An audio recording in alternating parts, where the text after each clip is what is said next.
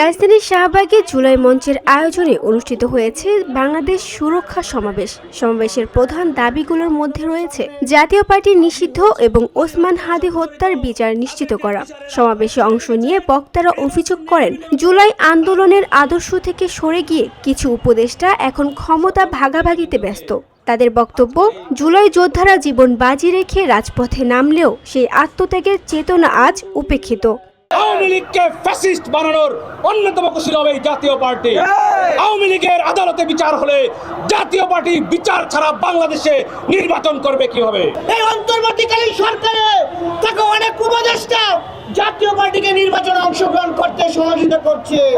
শহীদ শরীফ ওসমান হাদি আমাদের জুলাই আন্দোলনের অন্যতম মহানায়ক, যাকে সারা বাংলাদেশের প্রত্যেকটা মানুষ চেনে।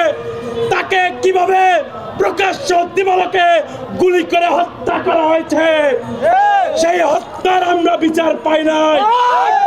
অনতিবিলম্বে শহীদ শরীফ ওসমান হাদির বিচার কার্যকর করতে হবে। এবারের নির্বাচনে যদি জাতীয় পার্টি অংশগ্রহণ করতে পারে, আপনারা ধরেই নেন যে এবারের নির্বাচনে আওয়ামী লীগ অংশগ্রহণ করছে। জুলাই মঞ্চের আহ্বায়ক আরিফ তার বক্তব্যে বলেন, আমাদের পরাজিত দল ছিল আওয়ামী লীগ। জুলাই যোদ্ধারা জীবন বাজি রেখে আন্দোলন করেছে, তারা কোনো সমঝোতায় বিশ্বাস করে না। জুলাই যোদ্ধাদের নামে যারা উপদেষ্টা হয়েছে তারা এখন ক্ষমতার ভাগাভাগি করছে।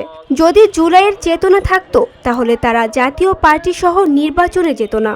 তিনি আরো বলেন, কেউ কেউ বিপ্লবী হাদির নাম ব্যবহার করে ক্ষমতার ভাগ নিচ্ছে। আমরা তারেক রহমানকে বলতে চাই, আওয়ামী লীগ ছাড়া সবাই আপনাদের ভালোবাসে, তাহলে কেন প্রতিপক্ষের দোষ খুঁজে ভোট চাইতে হবে? জনাব তারেক রহমান বাংলাদেশে এসেছেন, সারা বাংলাদেশ তাকে রিসিভ করেছে, সারা বাংলাদেশে সম্মান পেয়েছেন, পুরো জাতির আবেগ জিয়া পরিবার। আমি অবাক হয়ে যাই, জনাব তারেক রহমান, আমাদের খুব খারাপ লাগে। আপনিও কেন আপনার অন্য দলের সমালোচনা করে ভোট চাইবেন? আপনি তো এমনিতে একটা অসাধারণ আসনে আছেন।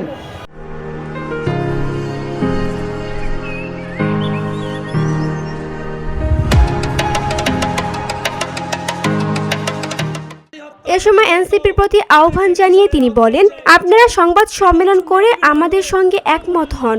জাতীয় পার্টির সঙ্গে কোনো নির্বাচনে যাব না। সরকারের উদ্দেশ্যে হুঁশিয়ারি দিয়ে আরিফ বলেন, আপনারা জুলাই যোদ্ধাদের গ্রেফতার করেন। জুলাই যোদ্ধারা বাইরে থাকলে জাতীয় পার্টি সহ আপনারা নির্বাচন করতে পারবেন না। আরো কিছু কিছু আমাদের প্রার্থী আছে যারা শহীদ হাদির নাম বিক্রি করে। শহীদ হাদির নাম বিক্রি করার কোনো অধিকার আপনাদের নাই।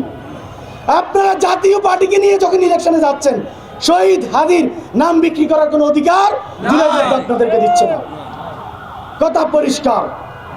আপনারা হাদির নাম নিয়ে যদি এই জাতীয় পার্টি সহ এক ইলেকশনে ভোট চান, পাড়ায় পাড়ায়, অলিতে গলিতে, ঘরে ঘরে প্রত্যেক জুলাই যোদ্ধাকে আহ্বান জানাচ্ছি, সেখানেই প্রতিহত করবেন।